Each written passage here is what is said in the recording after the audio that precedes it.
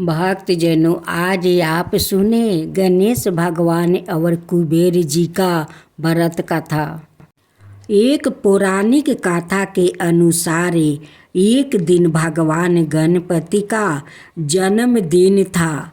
जन्मदिन का अवसर था, इसलिए बाल गणेश बेहद खुश था। कैलाश पर्वत पर खूब धूमधाम हो रही थी। उसी दिन धन के देवता कुबेर का आमंत्रण शिव जी के पास आया। शिव जी कुबेर के मन की अवस्था जानते थे। वो जानते थे कि वो अपने ऐश्वर्य का दिखावा करना चाहता है। उन्होंने गणपति जी को कुबेर के यहाँ दावत पर जाने के लिए कहा। अपने गणपति जी तो मिठाइयों को शौकीन था। खुशी खुशी तैयार हो गया और पहुंच गया कुबेर के यहाँ। कुबेर ने दावत दी थी, इसलिए इंतजाम भी बड़े पैमाने पर किया गया था। तरह तरह के अनोखे के पकवान बनाया जा रहा था। विशेष रूप से मिठाइयाँ बहुत ही लाजवाब थी। पूरे वर्तमान में तरह तरह के पकवानों की खुशबू स्वादी महक तैर रही थी। विशेष रूप से गणपति जी के लिए मोदक बनाए जा रहे थे। उनमें मेवा मिश्री भरे जा रहे थे। लड्डुओं की खुशबू से बाल गणपति जी के नाथन फरकने लगे और मुंह में पानी आ गया। कुबेर की दावत में उन्होंने भरपूर पकवान खाए। ढेर सारी मिठाइयाँ खाने के बाद भी उनका मन नहीं भरा। उन्होंने सोचा कि कुछ मिठाई अपने बड़े भाई कार्तिक के लिए और कुछ अपने लिए भी ले लेता हूँ, जो कि बाद में खाऊंगा। इस तरह विचार करके उन्होंने ढेर सारी मिठाइयाँ एक पोटली में बांध ली। उस पोटली को उन्होंने अपनी गोद में रखा और अपनी सवारी मूषक राज पर सवार हो गए। सवारी पर सवार होकर वो रात में ही अपने घर कैलाश पर्वत की ओर चल दिया। रात का समय था। चारों तरफ चांदनी बिखरी हुई थी। शीतल बाहु शरीर में सिहरन पैदा कर रही थी। अधिक पेट भरा होने के कारण नींद के झोंके आने लगा। सुंदर वातावरण में मजे से मूषक राज धीरे धीरे गणपति जी को लेकर मस्त में चले। कूदते कूदते चले जा रहे थे। तभी अचानक फुसफुस से सामने से एक सरफराज की फुफकार सुनाई दी। इससे चूहा डर गया और जोर से कूदा। गणपति जी का संतुलन बिगड़ गया और वो मिठाई सहित गिर पड़े। उन्होंने इधर उधर चारों तरफ देखा कि कोई देख तो नहीं रहा है। ना निर्जल रात्रि का समय था, वहाँ कोई नहीं था। हाँ, इससे गणपति जी को सांत्वना मिली और उन्होंने मिठाई को एकत्रित करना शुरू किया। तभी उन्हें हंसी की आवाज़ सुनाई दी। उन्होंने इधर उधर देखा, लेकिन कोई दिखाई नहीं दिया। हंसी को अपना भरम जानकर उन्होंने मिठाई को पुनः इकट्ठा करना शुरू कर दिया। उन्होंने मिठाई को अभी पूरा एकत्रित भी नहीं किया था कि उनकी नज़रें आसमान में हंसते हुए चांद की तरफ गई। आसमान में चांद हंसते हुए लोटे-पोटे हुआ जा रहा था। चांद उनके नाटे कद, मोटे पेट, गज के सिर, मूसक की सवारी और उस पर ढेर सारी मिठाइयाँ के बिखर जाने पर उनकी हंसी उड़ रहा था। भक्तों को विघ्नहर्ता गणपति जी का जो रूप अति प्रिय है, उस पर चंद्रमा हंस रहा था। इस पर गणपति जी को बड़ा गुस्सा आया और उन्होंने चांद को डांटते हुए कहा, तुम्हें अपनी सुंदरता पर बहुत घमंड है। तुम मेरी मदद करने के स्थान पर मुझ पर हंस रहे हो। और उन्होंने क्रोध में आकर चंद्रमा को श्राप दे दिया कि धीरे धीरे उसके शरीर साये होता जाएगा, उसकी सुंदरता समाप्ति हो जाएगी और वो गगन से भी लुप्त हो जाएगा। गणपति जी के श्राप देने के साथ ही चंद्रमा का धीरे धीरे हर्ष होने लगा और कुछ समय पश्चात वो पूरी तरह से लुप्त हो गया। चारों ओर अंधकार फैल गया। अनय वनस्पति और औषधियों मुरझा गई। औषधियों के अभाव में मनुष्य बिना बीमारियों से मरने लगे। संसार में चारों ओर हाहाकार मच गया। लोग मदद के लिए देवताओं को पुकारने लगे। लगता था जैसे संसार का अंत ही आ गया हो। देवताओं ने अग्नि और इंद्र देव को चंद्रमा के पास भेजा।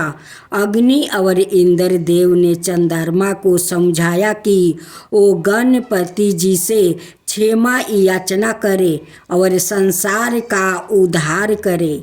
चंद्रमा ने उनकी बात मान ली। गणपति जी को प्रसन्न करने के लिए वो ढेर सारे लड्डू और मलपुए लेकर उनके पास पहुंचा। अपनी भूल स्वीकार करने के बाद चंद्रमा ने उन्हें मोदक का भोग लगाया, जिससे गणपति जी प्रसन्न हो गए और उन्होंने चंद्रमा को क्षमा कर दिया। गणपति जी ने कहा, मैंने तुम्हें क्षमा किया, किंतु मैं अपना श्राप वापस नहीं ले सकता, केवल उसका प्रभाव कम कर सकता हूँ। 1 माह अंतराल में तुम अपना प्रकाश धीरे धीरे खो दोगे और फिर पुनः उस प्रकाश को धीरे धीरे वापस प्राप्ति कर लोगे। यह प्रक्रिया निरंतर चलती रहेगी। और हाँ, तुमने मेरा मजाक मेरे जन्मदिन पर उड़ाया था, इसलिए भाद्रपद चतुर्थी के दिन तुम्हारा दर्शन करने वाले व्यक्तियों को झूठा कलंक लगेगा। चंद्रमा ने खुशी खुशी सभी बातें स्वीकार कर लिया। चारों तरफ प्रकाश ही प्रकाश फैल गया। तीनों लोग प्रसन्न हो गए। चंद्रमा ने प्रसन्न होकर अमृत बरसाना शुरू कर दिया।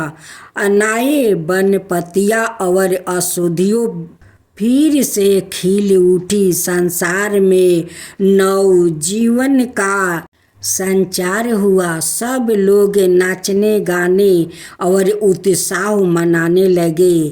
कहानी सुनना सुनाना बड़ा भला लगता है। अब आप बताइए, इससे क्या शिक्षा मिली है। चंद्रमा की व्रत कथा। मस्ताए एवं अग्नि पुराण के अनुसार जब ब्रह्मा जी ने दृष्टि रचना का विचार किया तो सबसे पहले अपने मानसिक संकल्प से मानस पुत्रा की रचना की। उनमें से एक मानस पुत्रा ऋषि अत्रि का विवाह ऋषि करदम की कन्या अनुसुईया से हुआ, जिससे दुर्वासा, दात्रेय और सोम 3 पुत्र हुए। सोमचंद्र का ही एक नाम है। पद्म पुराण में चंद्र के जन्म का अन्याय वृत्तांत देखा गया है।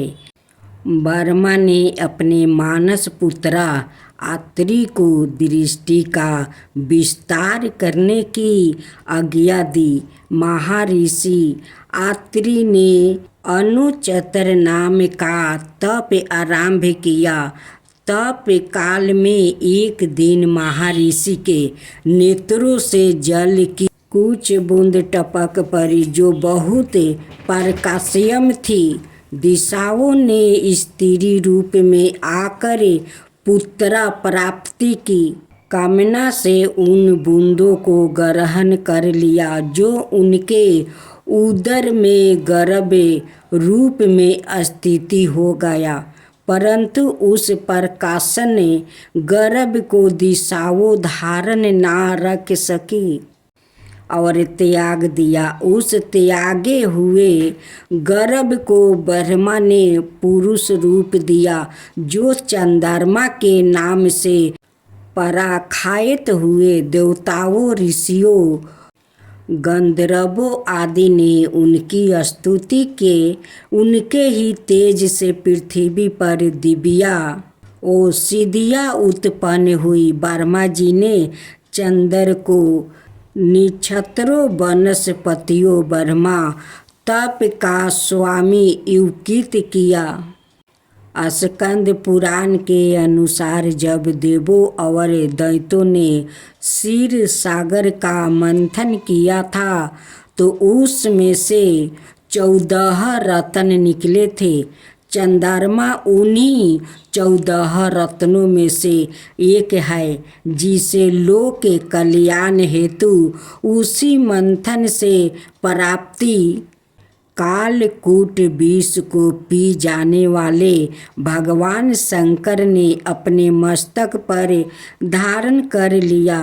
पर ग्रहण के रूप में चंद्र की उपस्थिति मंथन से पूर्व भी सिद्ध होती है। स्कंद पुराण के ही परमेश्वर खंड में गागाचर ने समुद्र मंथन का मुहूर्त निकालते हुए देवों को कहा कि इस समय सभी ग्रहों अनुकूल है। चंद्रमा से गुरु का शुभ योग है। तुम्हारे कार्य की सिद्धि के लिए चंद्र बल उत्तम है। यह गोमनत मुहूर्त तुम्हें विजय देने वाला है और यह संभव है कि चंद्रमा के विभिन्न अंशों का जन्म विभिन्न कालों में हुआ हो।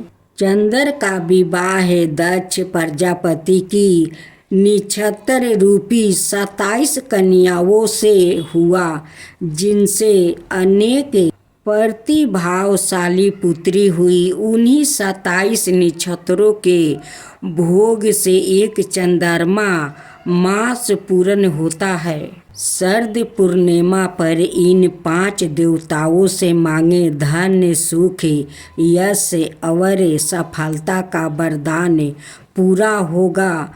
हर अरमान शरद पूर्णिमा की रात में सिर्फ इस एक मंत्र को पढ़ लीजिए, मिलेगा इतना कुछ जो अपने सोचा भी नहीं होगा। भक्तजनों, आज आप सुने भगवान शंकर की व्रत कथा।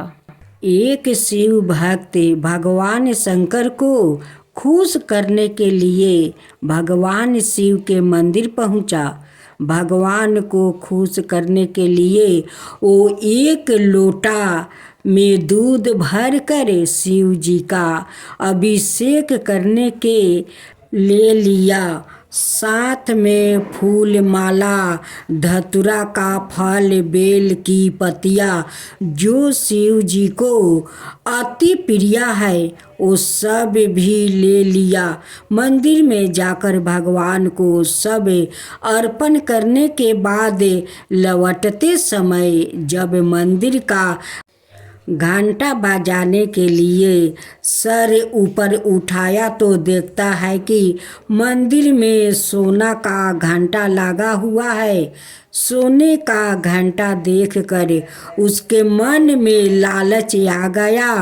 वो सोचने लगा कि यह सोना का घंटा अगर मुझे मिल जाता तो मैं कितना धनवान बन जाऊंगा, मेरे पास बहुत पैसे आ जाएगा। यह सोचकर उसने सोने की घंटा चुराने की योजना बनाई। अभी तो दिन का समय था, चोरी करने के लिए उपयोगित समय नहीं था।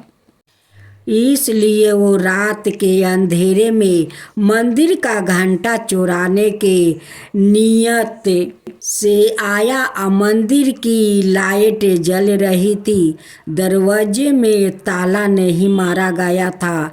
ऐसा लग रहा था जैसे कोई उसके आने की बाट देख रहा है।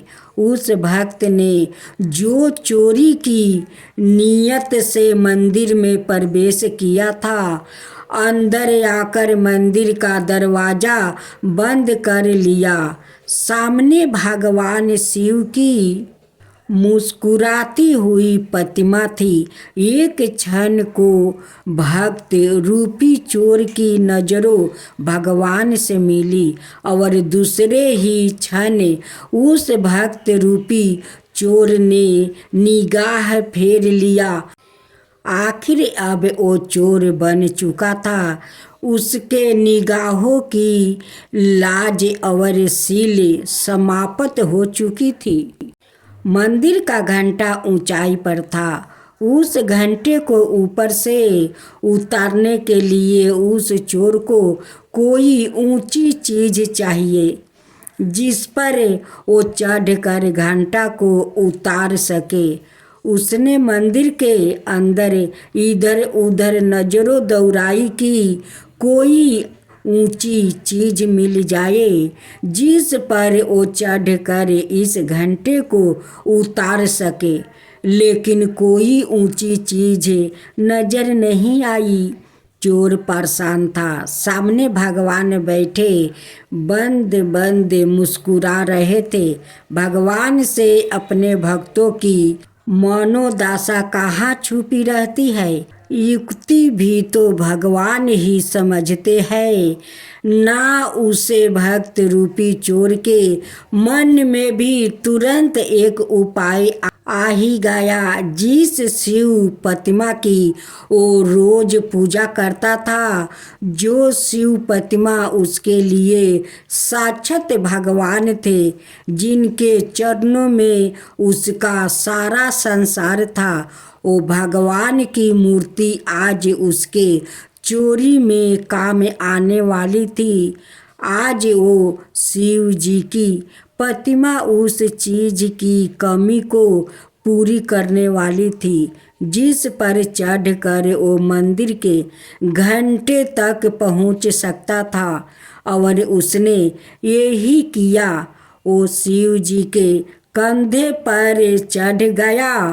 कंधे पर चढ़ने के लिए उसे बहुत मेहनत करनी पड़ी। शिव जी के कंधे पर चढ़कर वो मंदिर का घंटा उतारने का प्रयास करने लगा, लेकिन यह क्या घंटा तो अभी भी ऊंचा है। वो चोर बहुत मायूस हो गया। उसके नेत्रों में जल भर आया और जल का प्रभाव तेज होती ही भगवान भोलेनाथ के सर पर टपकने लगा। भगवान भोलेनाथ सदा अपने भक्तों की सूद लेने वाले, जल की धारा से प्रसन्न होने वाले आज कैसे नहीं प्रसन्न होते। आज तो उनका एक भक्त अपना आंसू रूपी जल उन पर बरसा रहा था और तुरंत ही अपने भक्त के समक्ष प्रकट हो गया। वो चोर अपने भगवान को अपने सामने देखकर भाव भोर हो गया। भगवान तो अपने भक्त की मदद करने आए थे। उन्होंने मंदिर का सोने का घंटा उतार कर उस चोर रूपी भक्त के हाथ में थमा दिया। यह लो बस्ते, इसके लिए ही तुम इतना परेशान थे।